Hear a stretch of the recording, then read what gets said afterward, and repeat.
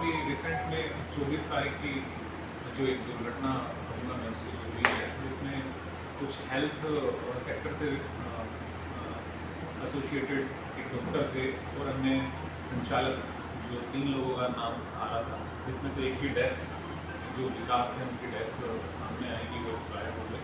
तो उसमें जो एक गाड़ी इन्वॉल्व थी फॉर्च्यूनर वाइट कलर की, जो हमें फुटेज से पता लगा, तो उस संबंध में 134 नंबर जो FIR रजिस्टर हुई थी सिटी स्पीड हो रही है, जो डिसीज़ है उनके पिताजी ने अपनी जो कंप्लेंट का वर्जन था उसके हिसाब से हमने वो FIR दर्ज की, क्योंकि मामला सेंसिटिव नज़र से देखा जा रहा था सोसाइटी में, क्योंकि उसमें डॉक्टर की इन्वॉल्वमेंट थी, जो विक्टिम साइड में था वो डॉक्टर के फ्रेंड्स थे, और कहीं ना कहीं वो हॉस्पिटल्स के संचालक के रूप में निकल के आ रहे थे। तो ऐसा लग रहा था कि कोई बड़ा गिरोह इसमें शामिल ना हो।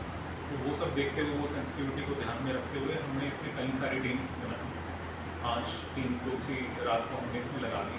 के साथ यहाँ बैठे हैं उस एरिया के SO हैं, तो वो खुद मौके पे गए उसमें, और इस आरोपी मेन जो इसमें मुख्य आरोपी जो बाद में निकला है, हालांकि FIR में जो परिवारगण ने जो नाम दिए हैं उनकी इन्वेस्टिगेशन उस संबंध में मतलब जारी है कि उनका कितना भूल है, लेकिन जो मेन आरोपी जिसने ये धारदार हथियार से वार किया इन तीनों लोगों पे, तो उसको ढूंढा, क्योंकि उसका कोई चेहरा हमें नहीं मिल पा रहा था, कोई गाड़ी का नंबर भी नहीं मिल पा रहा था। तो हमारी टीम से बड़ी मेहनत करके टेक्निकल एविडेंसेस की, तो CCTV फुटेज जो कि इजली नहीं अवेलेबल हो पा रही थी, रात का टाइम था, तो उसके बेस पे इसकी आइडेंटिफिकेशन की गई। तो पता ये लगा कि जिस गाड़ी में ये सवार था उसमें 2 पर्सन्स थे, एक खुद और एक फीमेल मेंबर भी इसमें सामने आती है। तो फिर हम इसमें पूरा इसकी ट्रेसिंग जो है की गई।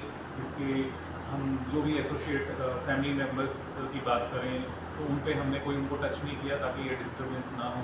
हमने प्लानिंग के जरिए इसको ट्रैक करने की कोशिश की, और जब इसको ट्रैक हम कर रहे थे तो उस टाइम हमारी टीम के ऊपर जो फायरिंग हुई, तो जो आगे कार्रवाई में इसको भी इंजरी आई बैक में।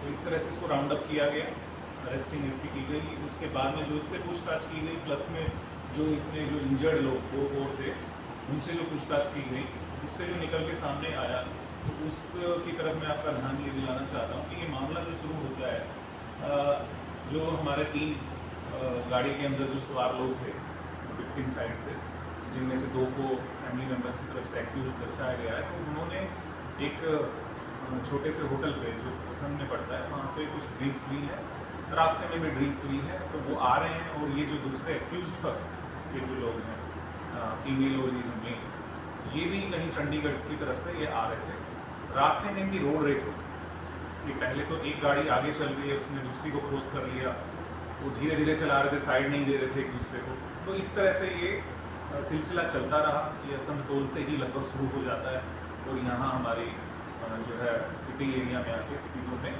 वहाँ तक ये चलता है।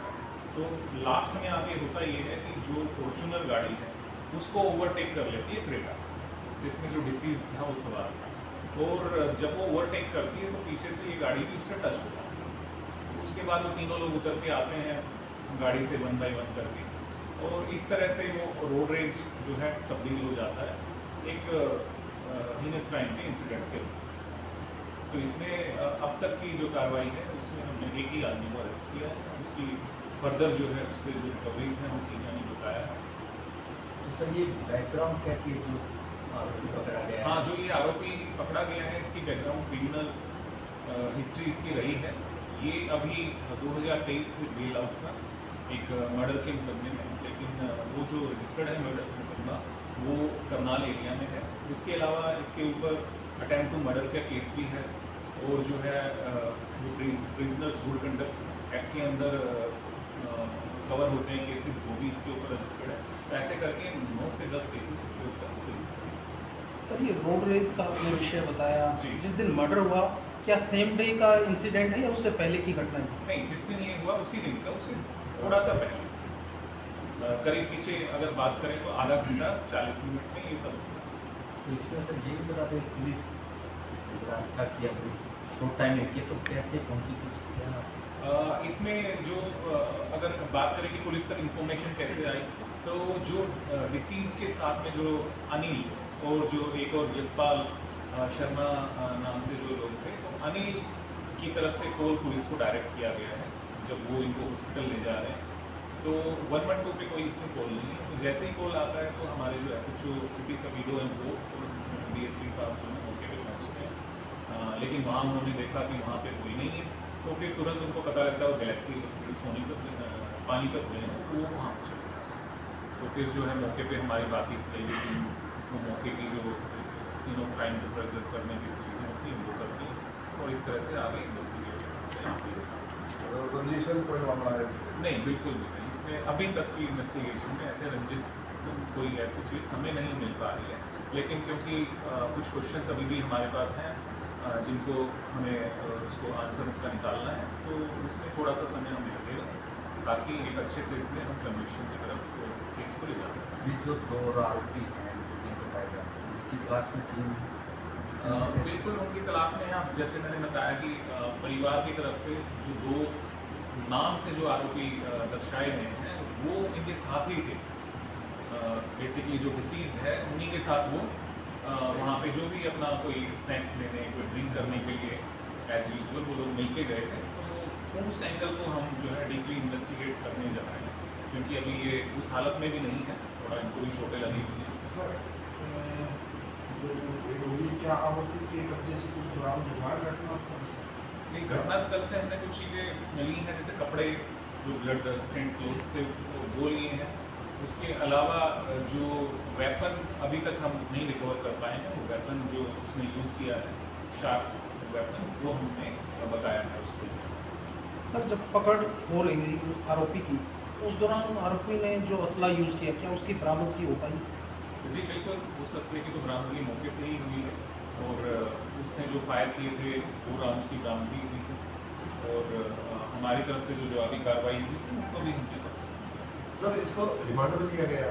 जी, अभी रिमांड पे तो तब लेंगे जब ये हॉस्पिटल से PGI है सर? में होंगे और अभी अदालत में पेश हाँ जी, अदालत में पेश करना बाकी है। PGI रेफर है या यहीं पे? नहीं, अभी तो आई थिंक हमारा जींद सिविल हॉस्पिटल में बेसिकली नरवाना से रेफर हुए Jind civil hospital. Sir police officer जिस तरीके से कम समय में केसों को सॉल्व कर रहे हैं, क्या उनको भी पारितोषिक देके उनका मनोबल बढ़ाने के लिए कुछ जी आप बिल्कुल, करें? जैसे जिस टीम ने इनको इसमें मेन भूमिका निभाई DSP साहब के सुपरविजन में, तो उस टीम के जो इंचार्ज हैं वो यहीं पे हैं, मनीष सब इंस्पेक्टर हैं, तो उन्होंने आज ही आपके और शेयर करना चाहता हूँ। आज भी एक कुख्यात अपराधी को उन्होंने जो है काफ़ी वो नज़दीक पहुँचे हैं उसके, उम्मीद है जल्दी उसको भी राउंड अप हम कर लेंगे।